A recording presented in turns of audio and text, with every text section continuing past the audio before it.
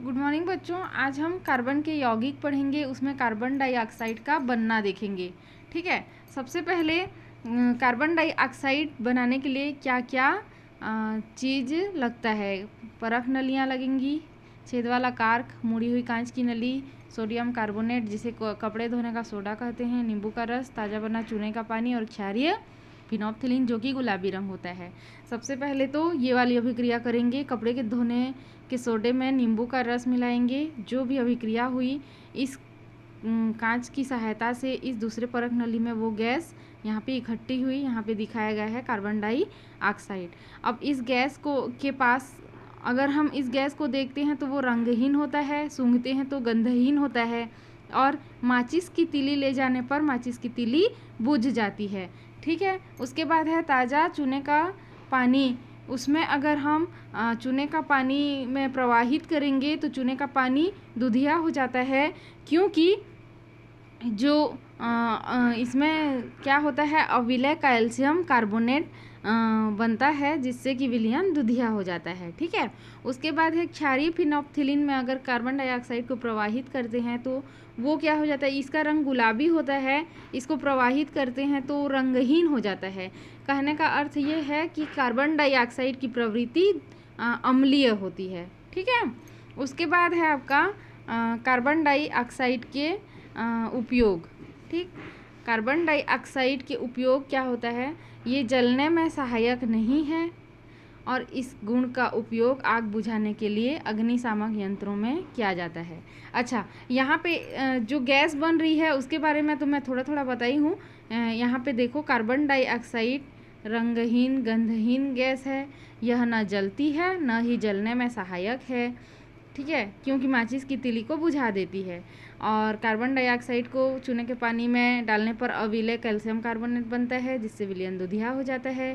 क्षारीय कार्बन गुलाबी रंग के फिनोप्थिलीन में कार्बन डाइऑक्साइड के द्वारा रंगहीन होना अम्लीय गुण को प्रदर्शित करता है। ठीक है, उसके बाद है इसके उपयोग देख लेंगे। ये जलने में सहायक नहीं है तो अग्निशामक यंत्रों में आग बुझाने के लिए इस गैस का उपयोग करते हैं। शीतल पेय पदार्थों में जैसे कि कोका कोला आप लोग सुने होंगे, उसमें जो बुलबुला निकलता है वो होता है कार्बन डाइऑक्साइड, उसमें मिला होने के कारण वो बुलबुला बनता है और यह उस पदार्थ को तीखा स्वाद प्रदान कराती है।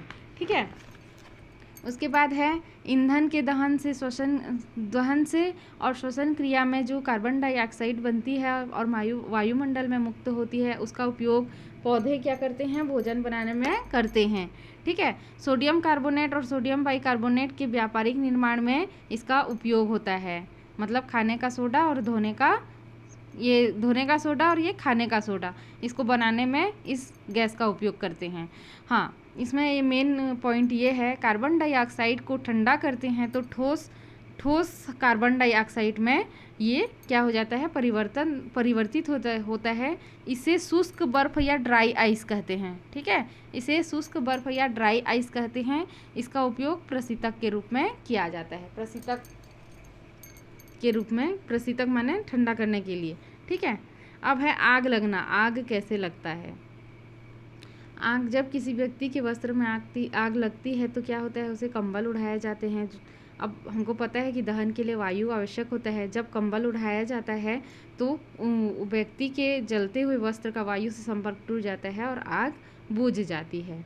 ठीक है, आतिशबाजी के कारण भी आग लगता है। ठीक है, आतिशबाजी मतलब पटाखा फोड़ना।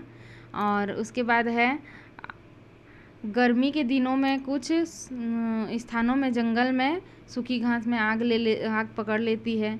यह फैलती है तो पूरे जंगल में आग लग जाती है। इसको बुझाने बहुत ही कठिन होता है। आग पर हम कैसे नियंत्रण पा सकते हैं। ठीक है, तो आग में नियंत्रण करने के कई तरीके हैं। झाग, पानी की बौछार करना और रेत डालना।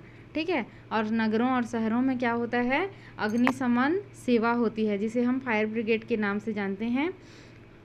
रायगढ़ के फायर ब्रिगेड का नंबर का आपको पता करना है। ठीक है, कि यहाँ फायर ब्रिगेड का नंबर कितना है और लिखना है उसको कॉपी में। अग्निशमन सेवक किस प्रकार काम करते हैं? देखो, ये आग बुझाने आते हैं तो सबसे पहले क्या करते हैं, क्या देखते हैं और क्या सोचते हैं? इनको पता है कि आग लगने के लिए 3 अनिवार्य आवश्यकता होता है: ईंधन, वायु और ऊष्मा। इसमें से अगर ईंधन को रोक दिया जाए या वायु को रोक दिया जाए या दोनों को रोक दिया जाए तो क्या हो सकता है, आग बुझ सकता है। लेकिन कभी कभी क्या होता है, अलग परिस्थितियों में ईंधन को हटाना और उसके ताप को नियंत्रित करना संभव नहीं हो पाता है। ठीक है, तो इस प्रकार क्या हो गया, ये आपका ये चैप्टर कंप्लीट हो गया। इसमें कुछ क्वेश्चन हैं, उसको आप लिख लीजिए। चूने के पानी में कार्बन डाइऑक्साइड प्रवाहित करने पर दूधिया क्यों हो जाता है? क्योंकि उसमें अविलय कैल्शियम कार्बोनेट बनता है, जिसके कारण क्या हो जाता है, वह दूधिया हो जाता है। ठीक है। शुष्क बर्फ क्या है?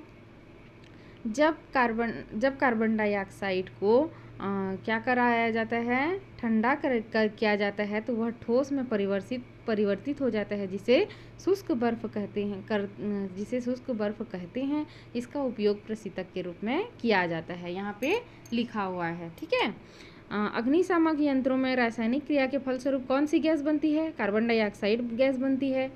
आग बुझाने में इसका उपयोग क्यों करते हैं?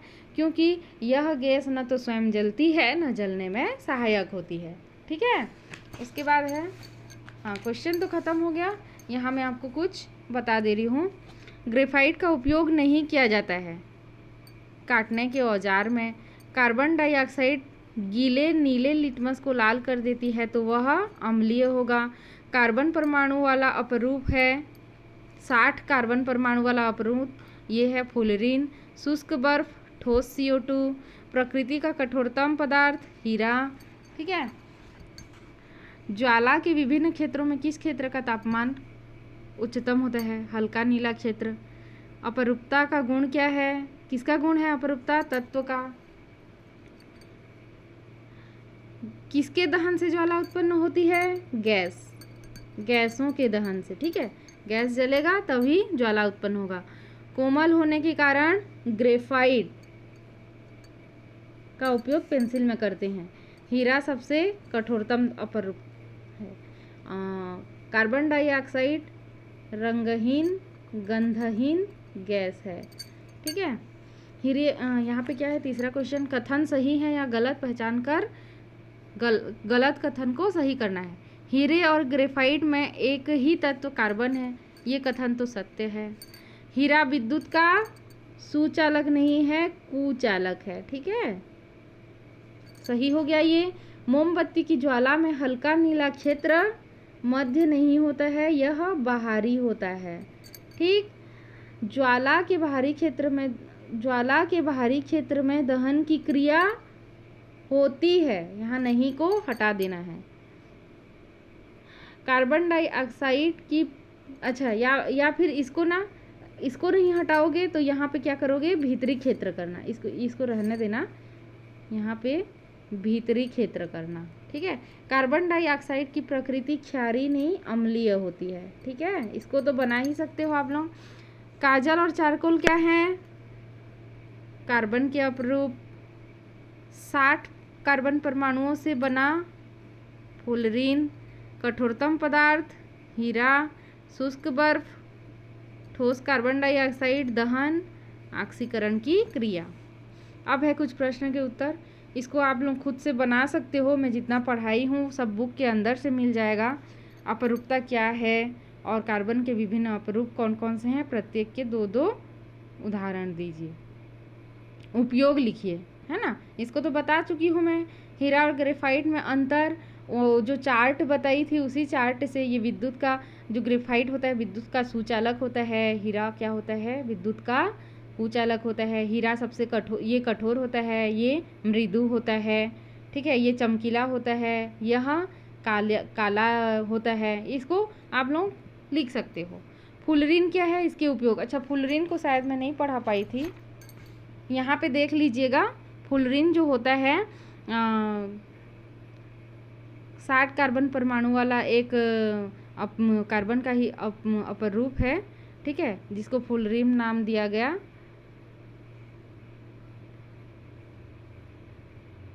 अतिचालक, अर्धचालक, स्नेहक, उत्प्रेरक, विद्युत तार के निर्माण में इसका उपयोग होता है।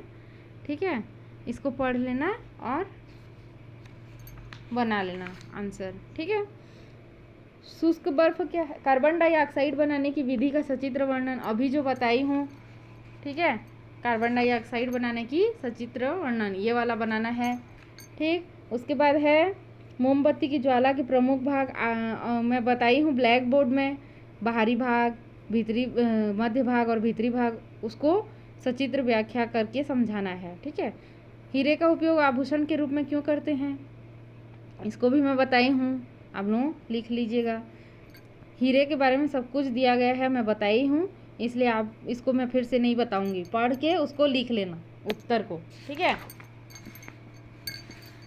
फातिमा के घर के चूल्हे की लौ नीली है जबकि राजेश के घर की पीली है, दोनों में से किसके घर खाना जल्दी बनेगा और क्यों? फातिमा के घर के चूल्हे की लौ नीली है, नीली ज्वाला है मतलब सबसे गर्म क्षेत्र, बाहरी क्षेत्र है, और इसके घर की खाना पहले बनेगा क्योंकि जो हल्का नीला रंग जो होता है ज्वाला का वो सबसे गर्म क्षेत्र होता है, इसलिए खाना वहाँ जल्दी बनेगा। ठीक है, चारकोल ज्वाला के साथ क्यों नहीं जलता?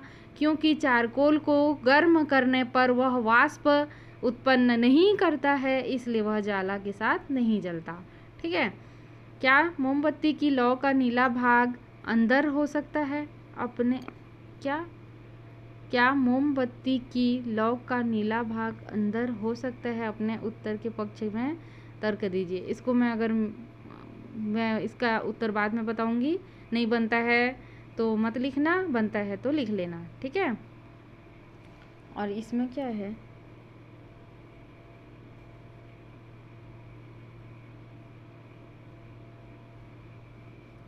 एक छोटी प्याली की तली में एक कम और एक अधिक लंबाई की मोमबत्ती रखिए, इसमें बेकिंग सोडा डालिए, दोनों मोमबत्तियों को जलाइए। अब सोडे से भरी प्याली में सिरका डालिए, सिरका डालते समय ध्यान रखना है कि मोमबत्तियों पर न गिरे। ये अग्निशामक यंत्र बताया है इसको, मतलब यहाँ कार्बन डाइऑक्साइड गैस बनेगा। ठीक है, झाग उत्पन्न होने वाली अभिक्रिया को देखिए और इसके प्रश्न को उत्तर दीजिए। मोमबत्तियों को क्या होता है? बुझ जाएंगे। क्यों होता है? कार्बन डाइऑक्साइड बनता है। किस क्रम में होता है? पहले कौन सा बुझेगा? बड़ा वाला, फिर छोटा वाला। ठीक है, इसको बना लेना, बाकी को